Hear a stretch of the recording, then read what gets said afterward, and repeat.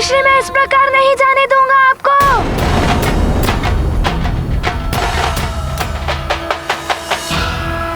नानी, मेरा हाथ पकड़िए।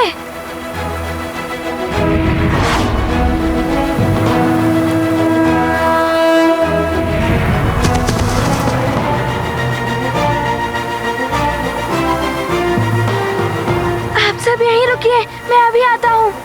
पिताश्री, मैं आ रहा हूँ।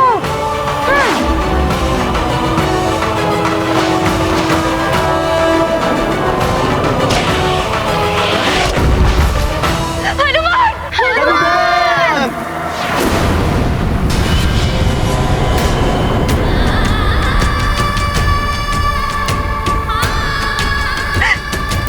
महादेव, मेरे पुत्र और मेरे पति की रक्षा करना। हनुमान, तुम पुनः मेरे कार्य में हस्तक्षेप कर रहे हो।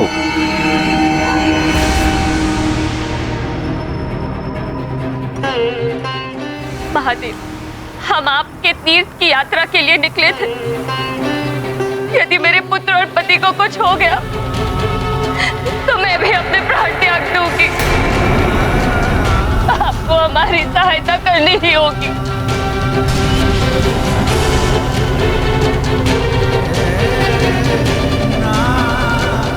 स्वामी,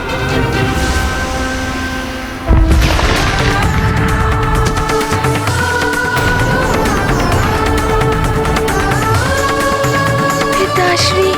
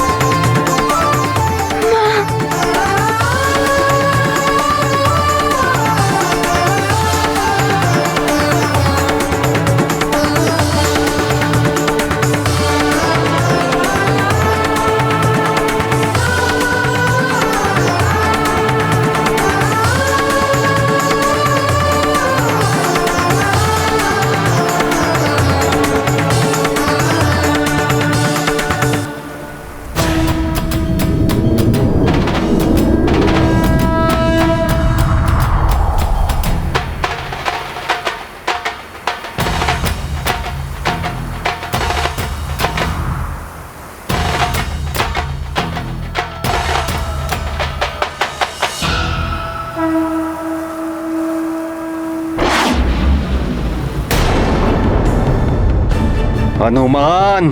कालदेव, मैंने तो पूर्व ही कहा था कि हनुमान के रहते आप केसरी का कोई अहित नहीं कर सकते। दंड तो दूंगा मैं हनुमान को, और उसके लिए इस बार हनुमान को कहीं और उलझाए रखना होगा।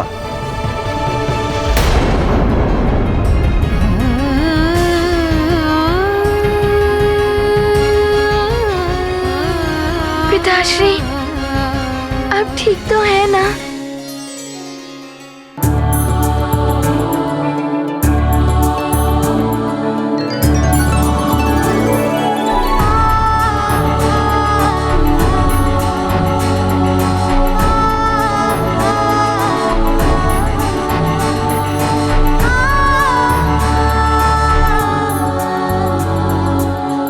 मेरे लाल,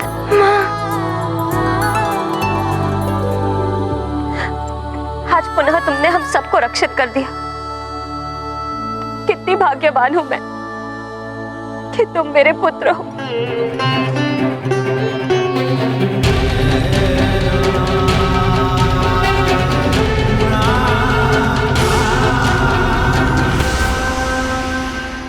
माँ, पुत्र का कर्तव्य होता है अपने माता पिता के कष्ट हरना। इसलिए जो कुछ भी हुआ वो सब आप दोनों के आशीर्वाद के प्रताप से ही हुआ है। हनुमान, संकट तो टल गया, किंतु तापमान असहनीय हो रहा है। हम जितना शीघ्र यहाँ से निकलेंगे उतना ही अच्छा होगा।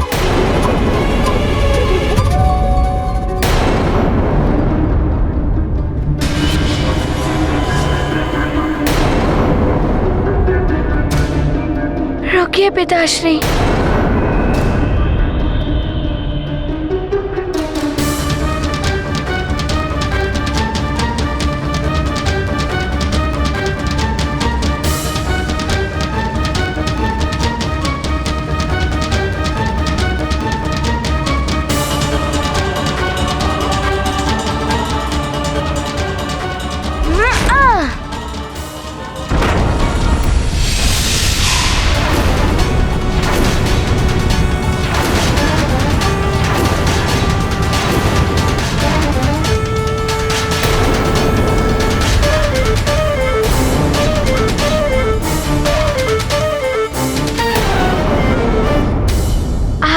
देखिए, वो चट्टान भी उस रेत में समा गई है।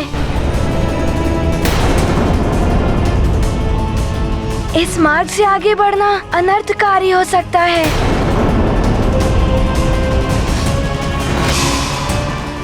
किंतु हनुमान, यहाँ खड़े रहने से भी कोई हल नहीं निकलने वाला। हमें आगे बढ़ना ही होगा।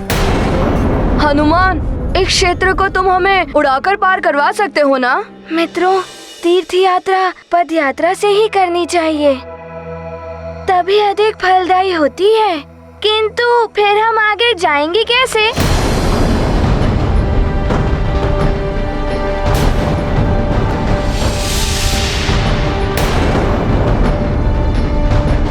ये तो ताप बढ़ता ही जा रहा है। प्यास भी तीव्रता से लग रही है। किंतु मुझे तो आश्चर्य इसलिए हो रहा है कि अकस्मात इतना तापमान कैसे बढ़ गया। अग्निदेव का ये ताप तुम सबके लिए असहनीय हो जाएगा हनुमान।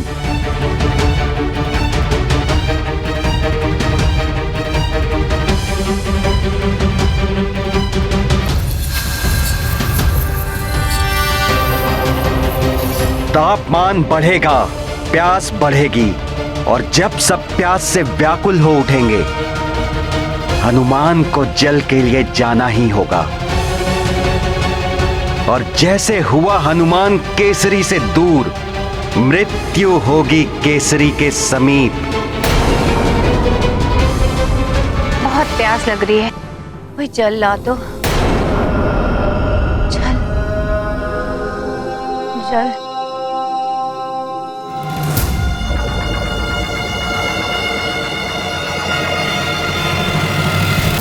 नानी जी, नानी, हाँ उठिए, आगे खोलिए।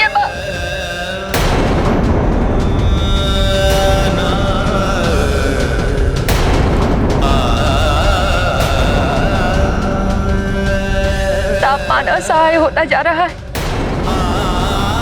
यदि शीघ्र जल न मिला तो न जाने क्या होगा। क्या करूं मैं? पिताश्री को छोड़कर भी नहीं जा सकता, किंतु जल के बिना सबकी दशा दारुण होती जा रही है। पिताश्री, हम यात्रा तो थल मार्ग से कर लेंगे, किंतु मैं जल लाने तो उड़कर जा सकता हूँ ना?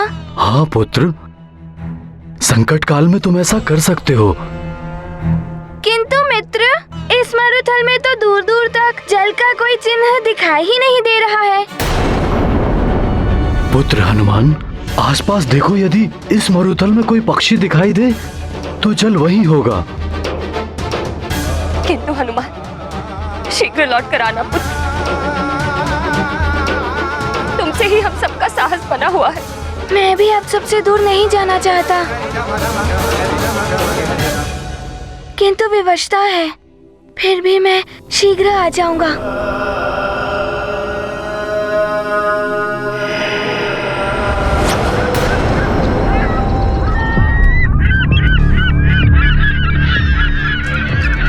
वो देखो, वहाँ पे पक्षी दिखाई दे रहे हैं।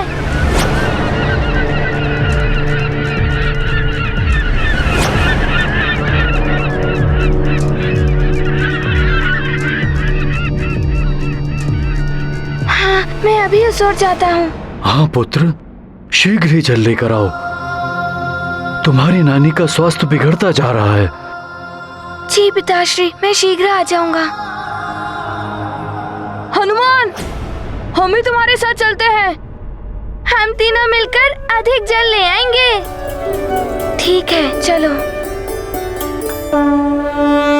ये गाथा महाबली हनुमत की, रुचिकर लीला राम भगत की। जय जय जय रघुनंदन राम, जय जय जय महाबली हनुमान। जल की खोज करे हनुमान, आज्ञा लेकर भरे उड़ान। सहनशीलता की ये घड़ी, काल रचित तृष्णाय बड़ी। तीरथ व्रत है परम तपस्या, प्यास भूख है धर्म पर भिक्षा मंगल भवन अमंगल हारी हनुमत रक्षक जगत सुखारी। ये गाथा महाबली हनुमत की रुचिकर लीला राम भगत की। जय जय जय रघुनंदन राम जय जय जय महाबली हनुमान। हनुमान, यहाँ पर सरोवर दिखाई दे रहा है।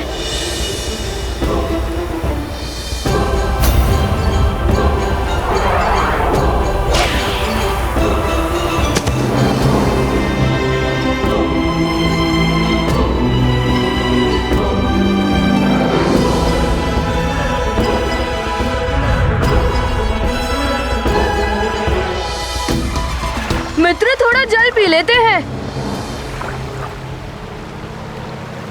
ठहरो।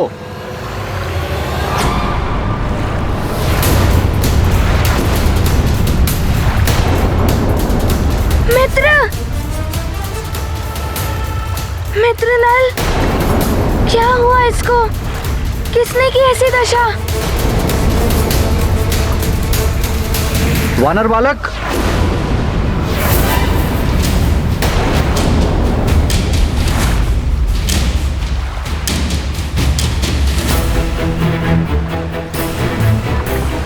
प्रणाम ऋषिवर। क्या आपने ही मेरे मित्र की ऐसी दशा की है? हाँ, मेरी चेतावनी के पश्चात भी तुम्हारे साथी ने जल का स्पर्श किया। मेरे प्रश्न का उत्तर दिए बिना जो भी इस जल का स्पर्श करता है उसकी यही दशा होती है।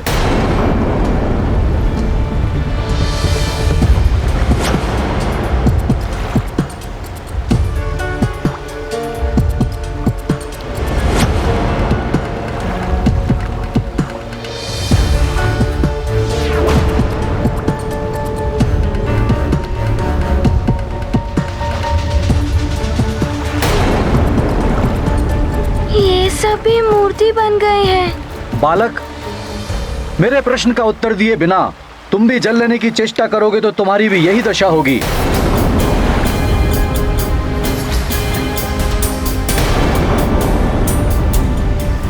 क्या सोच रहे हो? यदि प्रश्न हल करोगे तो तुम्हें तुम्हारा ये मित्र वापस मिल सकता है बालक, अन्यथा रिक्त हाथ ही लौट जाओ। समय अल्प है, नल को भी वापस पाना है, जल भी चाहिए, इनकी बात माननी ही पड़ेगी। किंतु ऋषिवर, यदि मैंने आपके प्रश्नों का उचित उत्तर दे दिया तो मेरे मित्र नल को नया जीवन दान मिल जाएगा और सारे पशु पक्षियों को भी। हाँ, हो सकता है। दो मेरे प्रश्नों का उत्तर। मैं प्रस्तुत हूँ आपके प्रश्नों का उत्तर देने के लिए, किंतु पहले आप ये बताइए, आप हैं कौन? मुझे आपका स्वर परिचित सा लग रहा है। मैं कौन हूँ ये महत्वपूर्ण नहीं है बानर बालक। महत्वपूर्ण है तुम्हारे इस मित्र का जीवन, महत्वपूर्ण है ये जीवनदायी जल। बोलो, क्या चाहते हो? ऋषिवर, मेरी नानी और सब जल के बिना बहुत कष्ट में होंगे। आपको जो पूछना है शीघ्र पूछिए। पुनः विचार कर लो बालक। मैं तुमसे 3 प्रश्न पूछूंगा, यदि एक का भी उत्तर त्रुटिपूर्ण रहा तो तुम भी इन सब की भांति पत्थर की मूर्ति बन जाओगे। बताओ, स्वीकार है?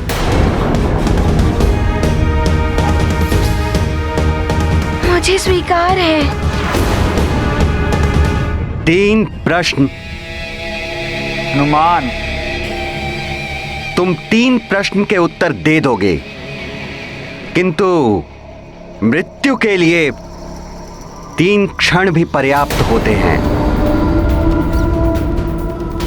उधर तुम 3 प्रश्न के उत्तर दोगे, इधर मृत्यु की धुन बज उठेगी और तुम्हारे पिता केसरी के लिए अंत का आरंभ हो जाएगा और फिर वो समा जाएंगे काल के गाल में।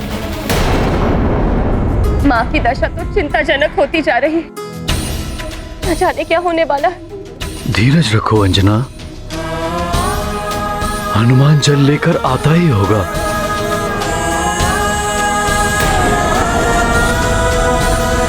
चल चल।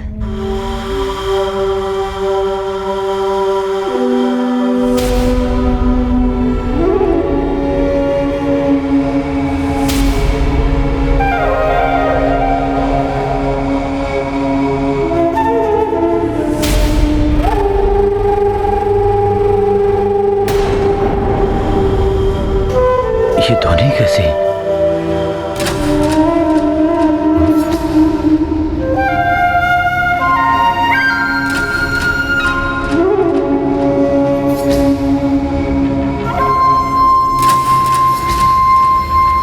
ये मुरली की धुन इस मरुथल में कहां से आ रही है? क्या हुआ स्वामी? क्या देख रहे हैं?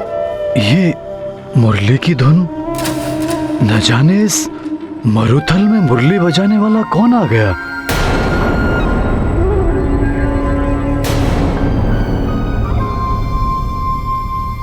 मुझे तो कोई धुन नहीं सुनाई दे रही है।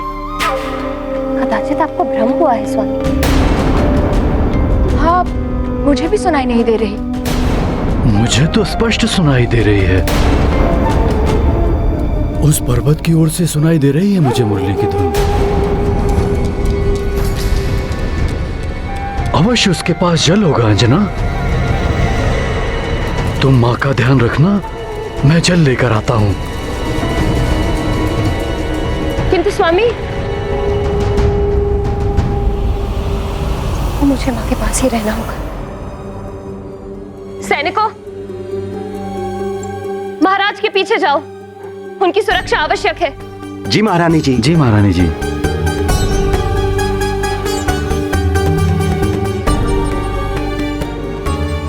अब तक तो हमारे मित्र हनुमान को आ जाना चाहिए था। ना जाने कहाँ रह गया हनुमान।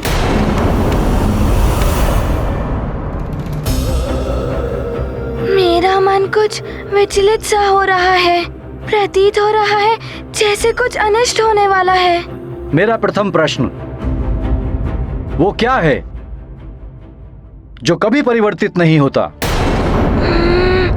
परिवर्तित नहीं होता? पर्वत हो सकते हैं। बाल्यावस्था से ही जैसे दिखाई देते थे वैसे ही हैं। हनुमान उत्तर होगा पर्वत। इनमें वर्षों से कोई भी परिवर्तन नहीं हुआ। किंतु मित्र नील, पर्वत भी समय समय पर परिवर्तित हो जाते हैं।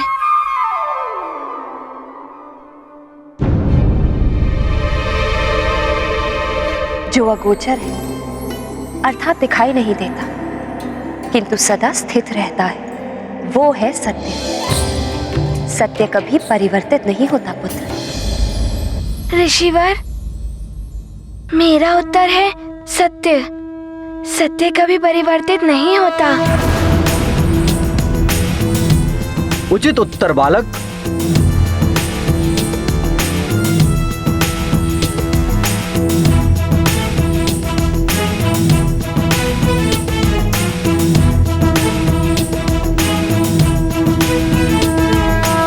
शीघ्र ही दोनों प्रश्न और पूछ ले ऋषिवर, फिर हम शीघ्र ही जल लेकर यहाँ से चले जाएंगे।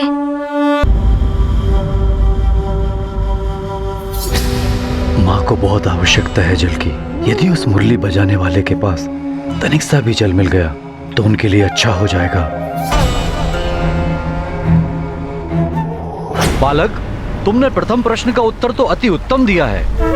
अब मैं देखता हूँ मेरे द्वितीय प्रश्न का उत्तर तुम दे पाते हो या नहीं। मेरा द्वितीय प्रश्न है, ऐसी कौन सी वस्तु है जो परिवर्तनशील है? हनुमान, वृक्ष हो सकता है।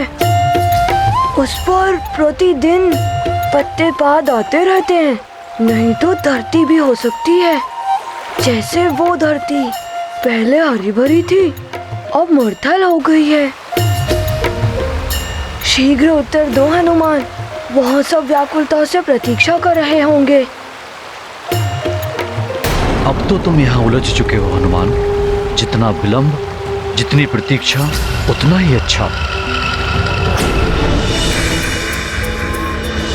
समय, ऋषिवर, समय कभी एक सा नहीं रहता, नित्य परिवर्तित होता ही रहता है। जो समय आज है वो कल नहीं होता।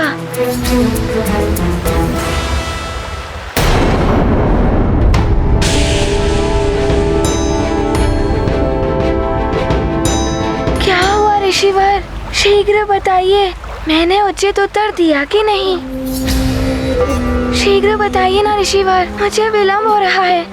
जल के बिना वहाँ नानी और सबकी कैसी दशा हो रही होगी। कुछ धुंधला सा प्रतीत हो रहा है।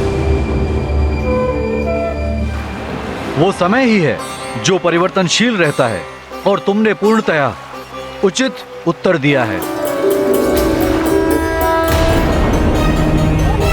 मैं ठीक ही कह रहा था, कोई है वहां।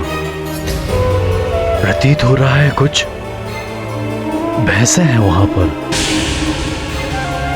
चरवाहा भी है। चरवाहे के पास जल अवश्य होगा। अब मैं तुमसे अंतिम प्रश्न पूछता हूं। यदि इस प्रश्न का उत्तर तुमने उचित दिया तो तुम्हें यह जल भी प्राप्त हो जाएगा और तुम्हारा मित्र भी, और साथ ही ये पशु पक्षी भी जीवित हो जाएंगे। किंतु उत्तर देने में त्रुटि हुई तो तुम भी इन सब के भांति पत्थर की मूर्ति बन जाओगे। ऋषिवर, मुझे मेरी चिंता नहीं है। वहाँ मेरा पूरा परिवार कष्ट में होगा। मैं उनके कष्ट दूर करने के लिए कुछ भी कर सकता हूँ। आप शीघ्र ही प्रश्न पूछिए। तो बताओ, सबसे घना अंधकार क्या होता है, जिसमें सब दिखते हुए भी ना दिखाई दें? सबसे घना अंधकार? ये तो बड़ा ही विचित्र प्रश्न पूछ लिया ऋषिवर ने। अंधकार दिखते हुए भी ना दिखाई दे? अमावस्या की रात ही तो उत्तर नहीं। मेरी तो बुद्धि ही नहीं चल रही है। अब कहीं तुम मूर्ति न बन जाओ, बड़ा ही अनर्थ हो जाएगा। तुम उत्तर दोगे बालक?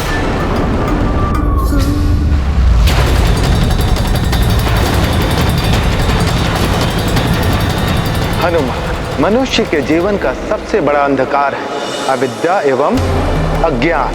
अज्ञानी व्यक्ति किसी भी वस्तु को देखकर भी नहीं जान सकता कि उस वस्तु का महत्व क्या है। ऋषिवर, अविद्या एवं अज्ञान, ये सबसे बड़ा अंधकार होता है।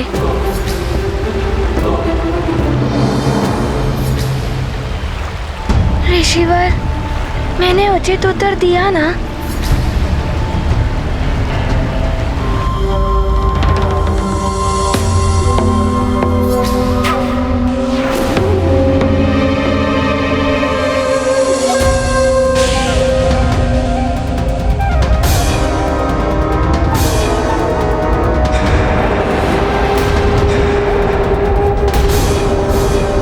ये संपूर्ण क्षेत्र तो वैसा ही प्रतीत हो रहा है जैसा हनुमान ने अपने स्वप्न में देखा था। सामने वही संकरा मार्ग, एक और खाई, एक और पर्वत, और ये जंगली भैंसें। कहीं हनुमान का स्वप्न सत्य तो नहीं होने वाला है?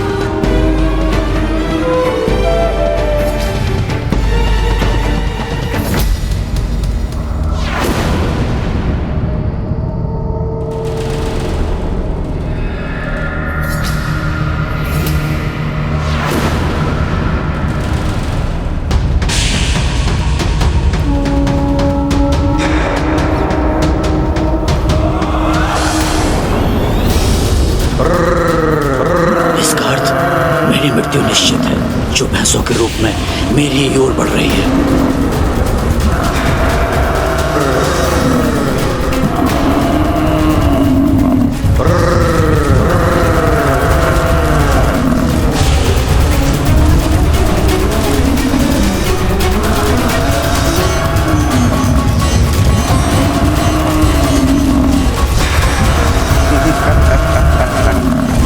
हनुमान का स्वप्न सत्य तो नहीं होने वाला है।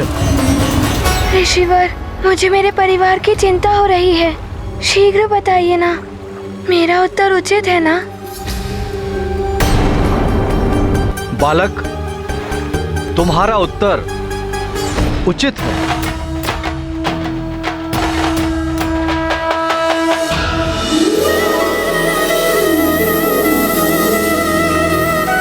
हनुमान मित्र, मैं पुनः अपनी अवस्था में आ गया।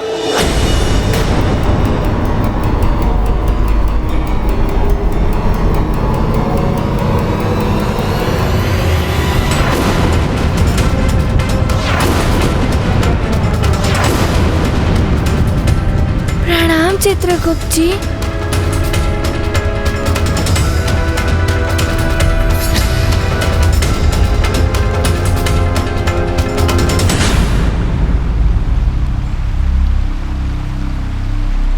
अब तुम धर्मानुसार इस जलाशय के जल प्राप्त करने के अधिकारी हो गए हो।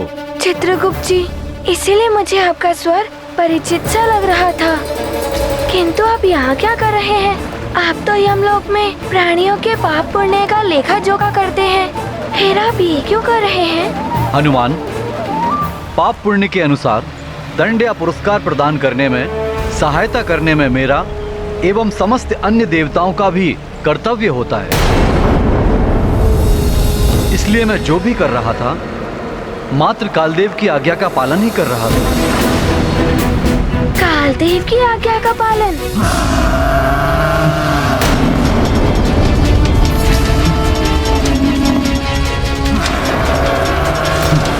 जब तक हनुमान नहीं आ जाता, तब तक मुझे स्वयं को बचाने का प्रयास करना ही होगा। तुम्हें प्रश्नों में उलझाए रखने का आदेश मुझे कालदेव ने ही दिया था, ताकि तुम अपने पिता से दूर रहो और कालदेव उन तक पहुंच सकें। मैं ऐसा होने नहीं दूंगा। मित्रों, चलो।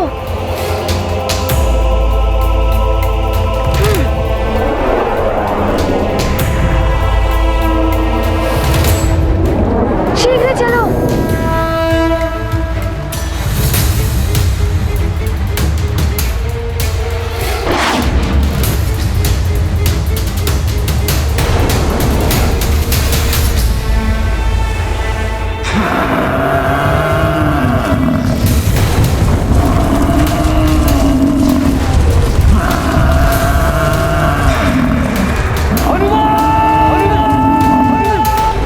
की ध्वनि, ये तो स्वामी की पुकार है।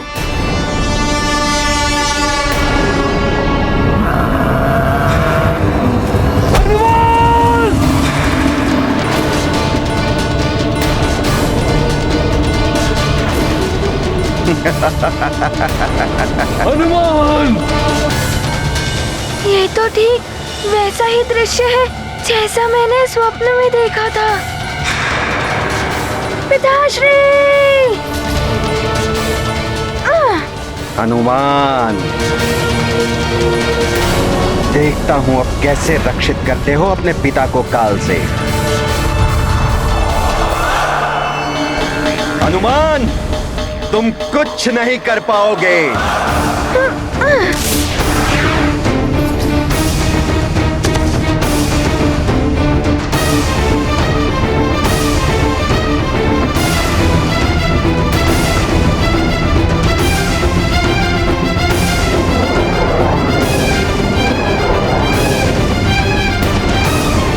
पिताश्री, मैं आ रहा हूँ। पिताश्री!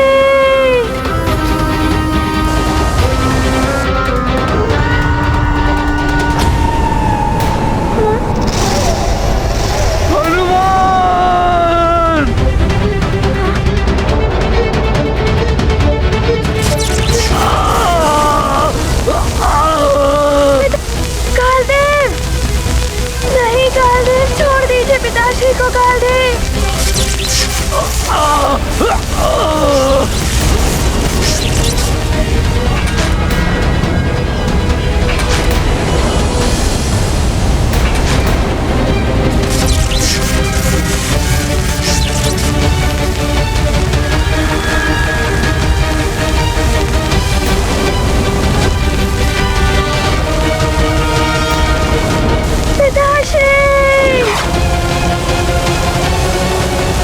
काल के दंड से कोई नहीं बच सकता।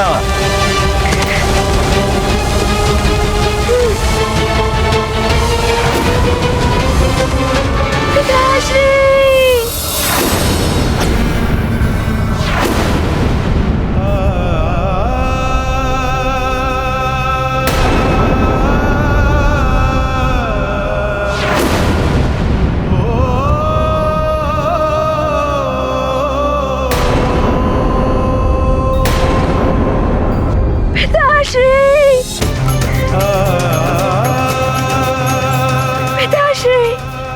उठिए पिताश्री, उठिए पिताश्री, उठिए, आपका पुत्र हनुमान आ गया है।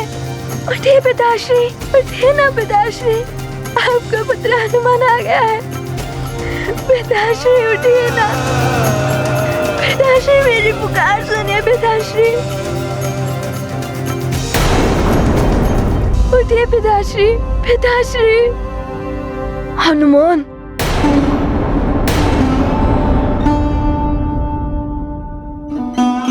महाराज! देखो ना मित्रों,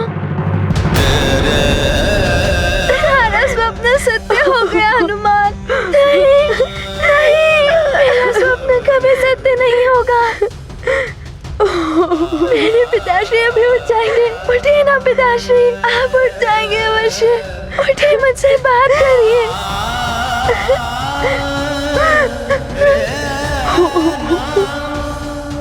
उठिए पिताश्री, उठिए महाराज, पिताश्री। क्या हुआ महाराज को?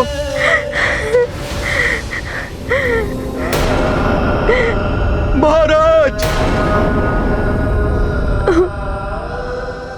ये तो अनर्थ हो गया युवराज। बहुत बड़ा अनर्थ हो गया। नहीं, पिताश्री को कुछ नहीं हुआ है। वो अभी उठेंगे, मुझसे बात करेंगे।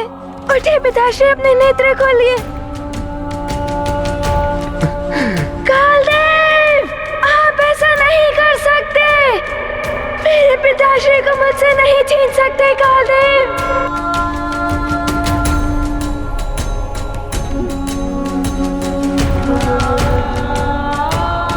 पिताश्री, आपको मेरी करुण पुकार सुननी ही होगी। पिताश्री उठिए ना। हनुमान मेरे पुत्र, उठिए ना पिताश्री, आप उठ जाएंगे अवश्य। हनुमान!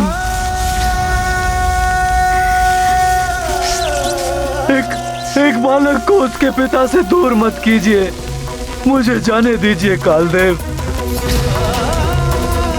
कालदेव, मेरा हनुमान रो रहा है। एक बालक को उसके पिता से दूर मत कीजिए। मुझे जाने दीजिए कालदेव। हनुमान! पिताश्री उठिए, पिताश्री। हनुमान मेरे पुत्र। अपने हनुमान से बात कीजिए पिताश्री, अपने हनुमान से बात कीजिए। केसरी, जब तक देह में प्राण होते हैं, संबंध तब तक ही होते हैं। आपके देह से आत्मा पृथक हो चुकी है। अब आपका उस संसार से या किसी भी प्राणी से कोई संबंध नहीं है। आत्मा हर मोह माया से परे होती है। आपके लिए भी उचित यही होगा कि मोह का त्याग कर दे, अन्यथा आप हर क्षण दुखी ही रहेंगे।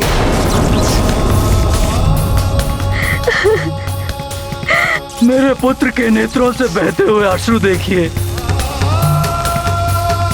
उसके दुख से भरी हुई करुण पुकार सुनिए। पिताश्री, मेरी पुकार सुनिए पिताश्री। ये दृश्य देखकर चट्टान का हृदय भी द्रवित हो उठेगा। और आप कहते हैं कि मैं मोह त्याग दूं। केसरी, अब आपके दैहिक एवं भौतिक संबंध समाप्त हो चुके हैं। अब आप ना तो किसी के पिता हैं, ना ही कोई आपका पुत्र। हनुमान! पिताश्री उठिए। हनुमान मेरे पुत्र। मेरे अपराध का दंड मेरे पिता को मिल रहा है। कालदेव, आप तो देवता हैं, आप ऐसा अनर्थ नहीं कर सकते। पिताश्री, आप अपने पुत्र को छोड़ के नहीं जा सकते। उठिए, गले लगा लीजिए पिताश्री मुझे। लौट आइए वापस पिताश्री।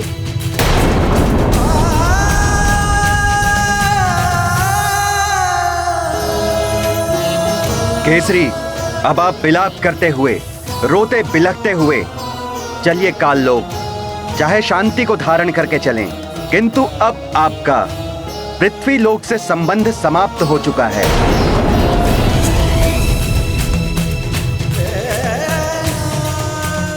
पुत्र हनुमान। कालदेव, क्या मेरा दर्द इतना बड़ा था जो आपने मेरे पिताश्री के प्राण ही हर लिए? मैं मेरे पिताश्री के बिना नहीं रह पाऊंगा। पिताश्री उठिए, लौट आइए पिताश्री, पिताश्री, पिताश्री,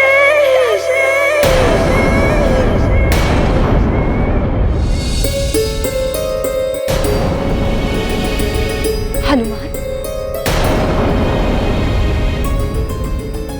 क्या हुआ महारानी जी? न जाने क्यों मन बहुत व्याकुल हो रहा है। मुझे हनुमान की करुण पुकार सुनाई दे रही। अवश्य कुछ अनर्थ हुआ है। मुझसे और प्रतीक्षा नहीं हो रही, मुझे जाना ही होगा। मार्जरिका, तुम माँ को संभालो। हाँ महारानी जी, आप जाइए, माँ की देखभाल मैं कर लूंगी। हनुमान,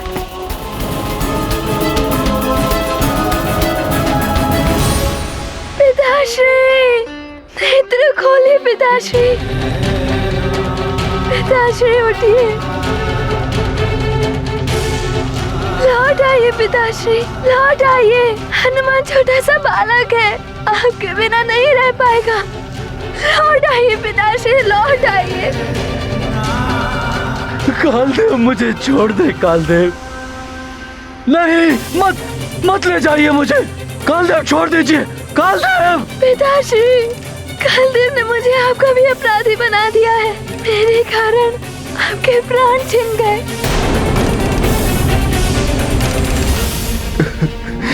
महाराज,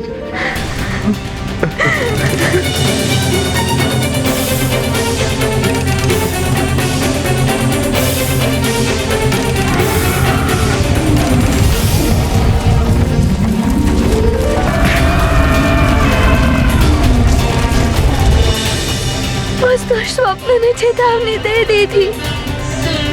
पतंग ऋषि ने भी सावधान रहने को कह दिया था, किंतु मैं असफल रहा। लौट आइए पिताश्री, लौट आइए, लौट आइए पिताश्री, लौट आइए।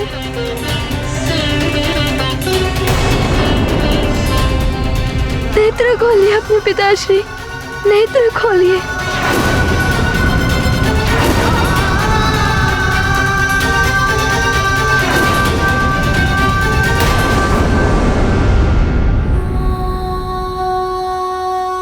स्वामी, माँ, देखिए ना पिताश्री नेत्र नहीं खोल रहे हैं। देखिए ना माँ, पिताश्री को कहिए नेत्र खोले। स्वामी, स्वामी, स्वामी, स्वामी।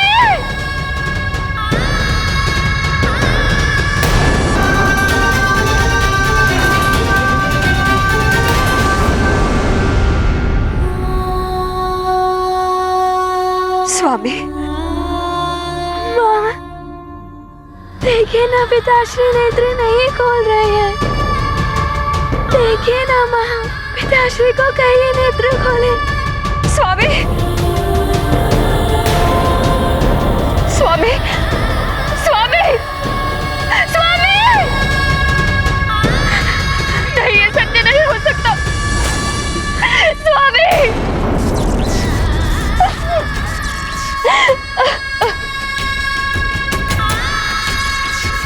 अंजना, अंजना, मैं काल के वश में विवश हो गया हूँ। अंजना, बस बंद कीजिए अब ये अश्रुधारा। अश्रु बहाने दीजिए हनुमान को।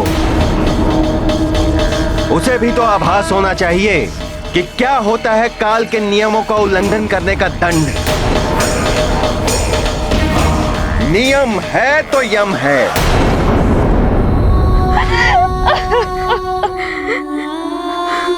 जन्म होने पर प्राणी विलाप करता है और परिजन प्रसन्न होते हैं। मृत्यु होने पर परिजन विलाप करते हैं। कुछ समय सभी विलाप करेंगे, फिर पुनः सबका जीवन सामान्य हो जाएगा। यही संसार का नियम है केसरी। अब आपके परिवार से आपके सारे संबंध समाप्त हो चुके हैं। जन्मों के संबंध होते हैं कालदेव।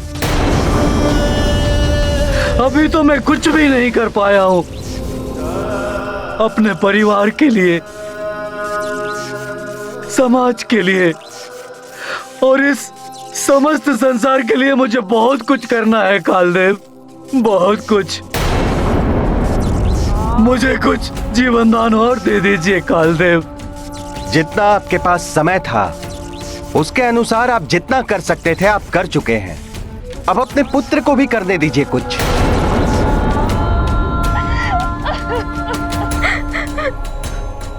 वो अभी छोटा बालक है कालदेव, उसे बहुत कुछ सीखना है। किंतु वो महाबली संकट मोचन है, कालदेव का भी सामना कर लेता है वो। कालदेव, यदि मेरे पुत्र से कोई धृष्टता हुई तो उसके लिए मैं क्षमा प्रार्थी हूँ। क्षमा कीजिए, अभी उसकी शक्तियों को दिशा देना है मुझे। दिशाहीन एवं अनियंत्रित शक्तियां सदैव अनर्थ का कारण बनती हैं। सीख जाएगा वो।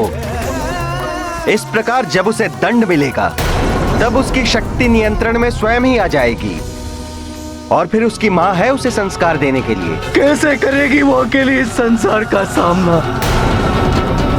ये बिछोह नहीं सह पाएगी वो। यदि उसे कुछ हो गया तो हनुमान भी नहीं रह पाएगा कालदेव।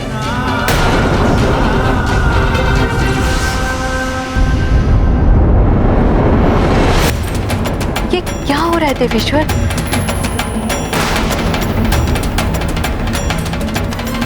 अनर्थ हो गया जगत पालक। पद के मद में चूर होकर कालदेव ने अन्याय किया है।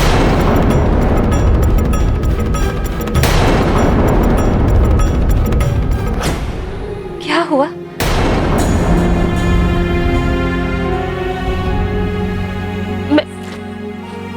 मैं रो क्यों रही हूँ?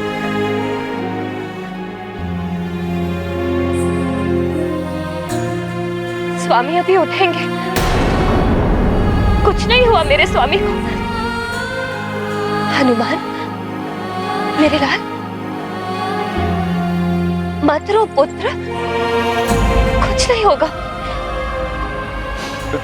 तुम सब विलाप मत करो।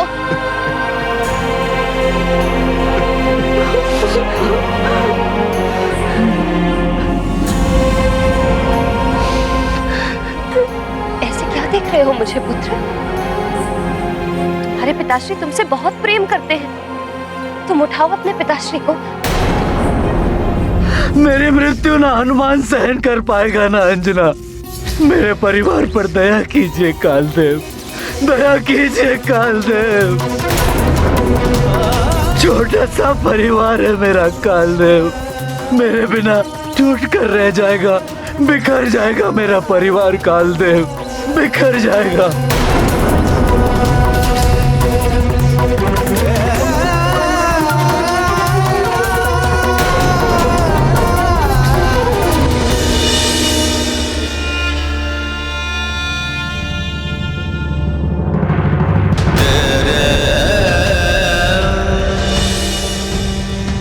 स्वामी उठिए, स्वामी उठिए, स्वामी उठिए। अंजना, कैसी विचित्र सी हो गई है मेरी अंजना। मेरे बिना नहीं जी पाएगी वो। उन्हें मात्र मैं ही संभाल सकता हूँ। अब कुछ नहीं हो सकता केसरी। अब आप उनकी चिंता छोड़ दीजिए। अब अगले 11 दिनों तक, जब तक विधि पूर्वक आपका श्राद्ध ना हो जाए, आपको प्रेत लोक में निवास करना होगा। नहीं कालदेव,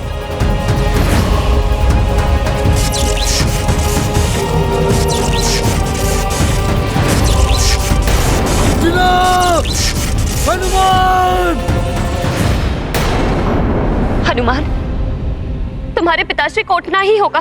कहो इनसे पुत्र, हमें तीर्थ यात्रा पूर्ण करनी है, तभी तो हमारे संकट मिट पाएंगे। पिताश्री, मैं क्या करूं?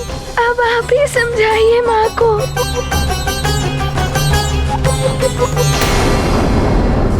अंजना, हनुमान,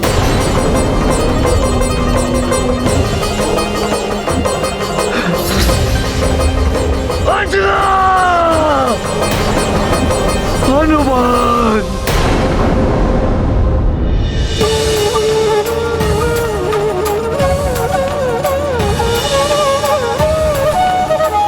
आपके पाँव में इतने सारे छाले पड़ गए। जिसका तुम्हारे जैसा पुत्र हो उसे कुछ नहीं हो सकता पुत्र हनुमान। पिताश्री, नेत्र खोलिए, देखिए माँ की क्या दशा हो रही है। स्वामी! पिताहीन व्याकुल हनुमान, व्यथित बचा नहीं पाए प्राण। शोकित विल पै मातु अंजना, कर नहीं पाई स्वामी रक्षणा।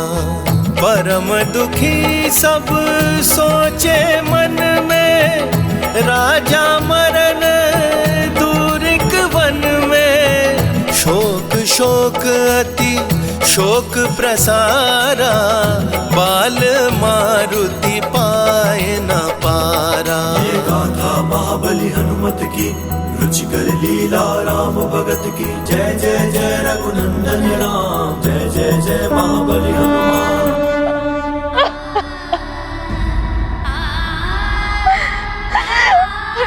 हनुमान जी, पिताश्री,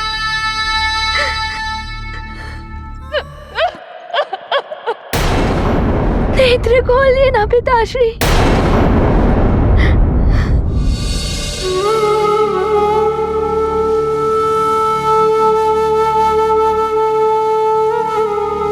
आप तो हनुमान की पुकार भी नहीं सुन रहे।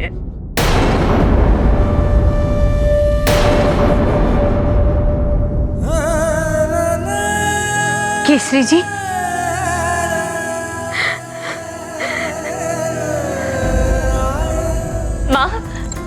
माँ देखिए ना, इन्हें क्या हो गया है।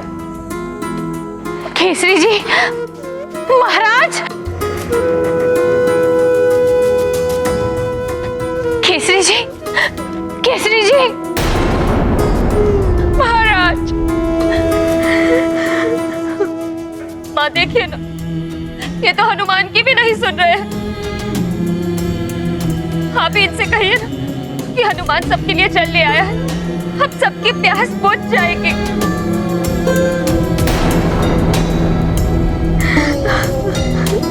अंजना, ये सब मेरे कारण हुआ है, कुछ नहीं हुआ है। अभी उठेंगे स्वामी, तीर्थ यात्रा पूर्ण कर दी, अधूरी छोड़ कर ये नहीं जा सकते।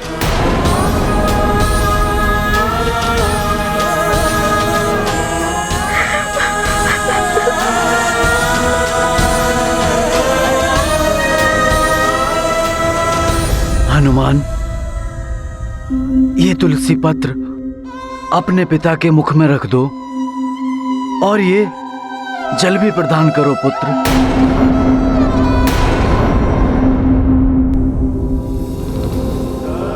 इस तुलसी पत्र से इन्हें मोक्ष की प्राप्ति होगी और मृत आत्मा को भगवान विष्णु के वैकुंठ लोक की प्राप्ति का अधिकार मिल जाएगा। नहीं, मृत आत्मा मत कहिए। मेरे स्वामी अभी उठ जाएंगे, उठ जाएंगे स्वामी।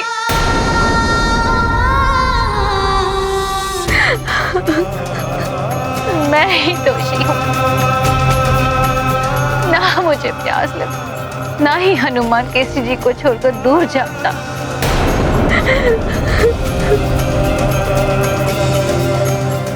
कौन जानता था ऐसा होगा माँ। संभालिए स्वयं को।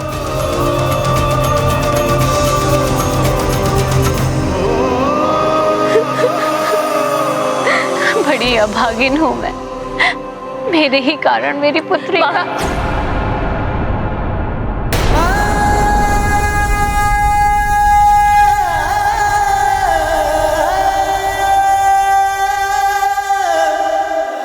हमें तो ज्ञात ही नहीं था ये महाराज केसरी का परिवार है। हाँ, महाराज केसरी के परिवार को दुख में देखकर हम इनकी सहायता के लिए ही तो यहाँ आए थे। दुखों का जैसे पर्वत ही टूट गया है महाराज केसरी के परिवार पर। ये भी हमारी भांति मृत्युंजय महादेव के दर्शन के लिए जा रहे थे। बड़ी अनहोनी हो गई इनके साथ। वैसे महाराज केसरी का हम ऋषियों पर बड़ा उपकार है। इन्होंने शंभ सदन राक्षस को मार करके उसके त्रास से हम ऋषियों को मुक्त किया था। हाँ, ऐसे दुख के क्षण में यहाँ रहकर हमें महाराज केसरी के परिवार की सहायता करनी चाहिए।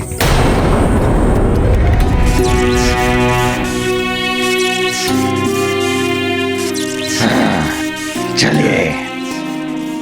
अंजना, हनुमान,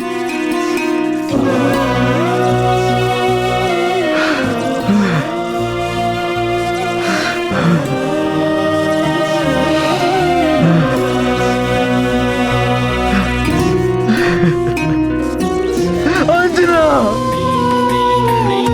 हनुमान।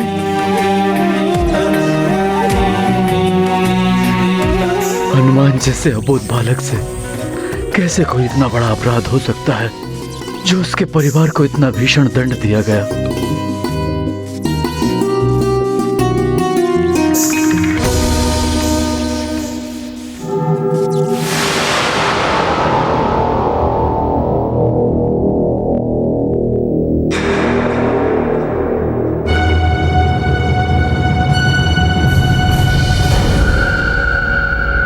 सुमेरु के भूतपूर्व भूपति केसरी, मैं प्रेतराज आपका स्वागत करता हूँ इस प्रेतलोक में।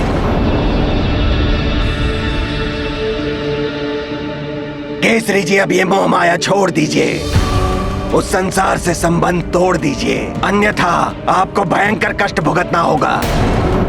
यदि आप इस लोक में दुखी होंगे तो आपका परिवार भी उस लोक में उतना ही दुखी होगा। केसरी, मिथ्या है अब वो संसार, अब तो मात्र मृतदेह है वहां। उसकी भी अंतिम यात्रा अब आरंभ हो चुकी है।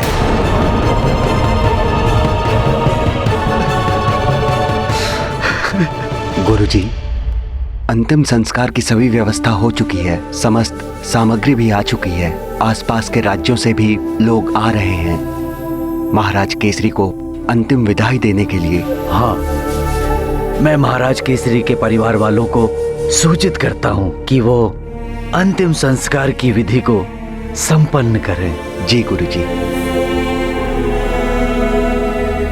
सारा दिन बीत गया स्वामी, अब तो उठ जाइए, अन्यथा हम कार्तिक के अंतिम सोमवार तक मार्कंडेय तीर्थ नहीं पहुंच पाएंगे। ध्यान रखना पुत्र, कार्तिक मास के अंतिम सोमवार को तुम्हें वहां पहुंचना होगा।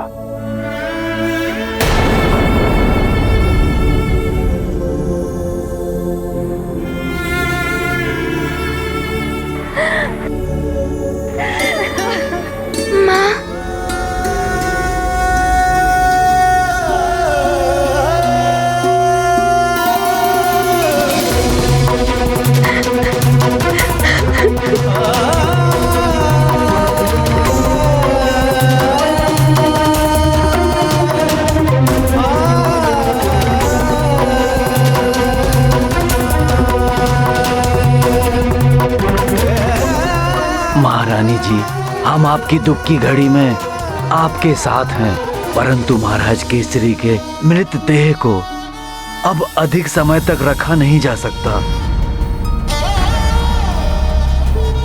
हमने सारी व्यवस्था कर ली है, इनका अंतिम संस्कार हो जाना चाहिए।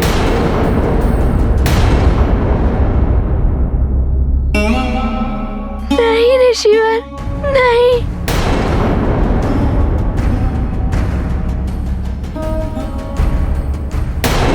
माँ,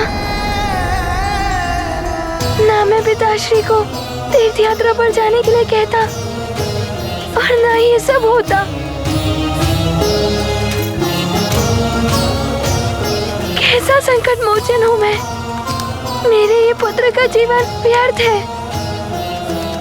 जो अपने ही पिताश्री को संकट से नहीं बचा पाया।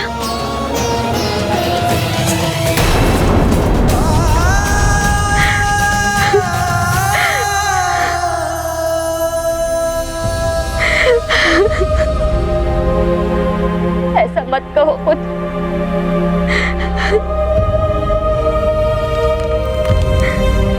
इसमें तुम्हारा कोई दोष नहीं पुत्र। ये मुरली की धुन, न जाने इस मरुथल में मुरली बजाने वाला कौन आ गया। उस पर्वत की ओर सुनाई दे रही है मुझे मुरली की धुन। किसी ने मुरली बजाई। वो कोई रहस्यमय मुरली की धुन।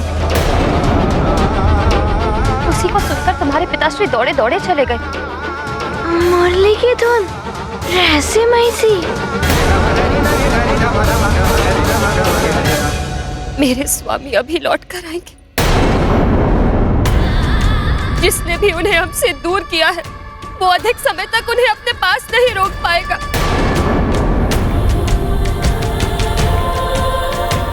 हमारा प्रेम उन्हें हमारा प्रेम उन्हें हमारा प्रेम उन्हें ये तो पूर्णतया अन्याय किया है कालदेव ने। हनुमान या केसरी जी को ही नहीं, अंजना के लिए भी दंड हो गया है ये तो।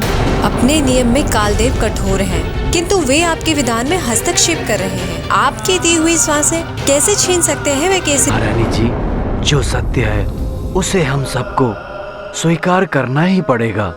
अब अधिक देर तक हम इनके मृत शरीर को नहीं रख सकते। सारा दिन निकल चुका है। अब यदि इनका अंतिम संस्कार नहीं किया गया तो इनकी आत्मा को बड़ा कष्ट होगा।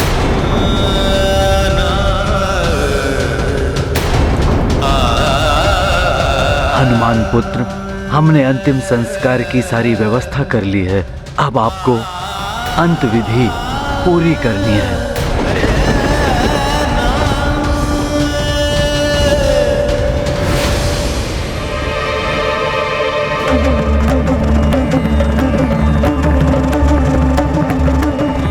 केसरी, अश्रु बहाने से आपका दुख बढ़ेगा। नेत्र बंद करके शांति को धारण कीजिए। वैसे भी कुछ क्षणों में आपका पुत्र आपके मृत देह का अंतिम संस्कार कर देगा। फिर आपका पृथ्वी लोक से संपर्क समाप्त हो जाएगा।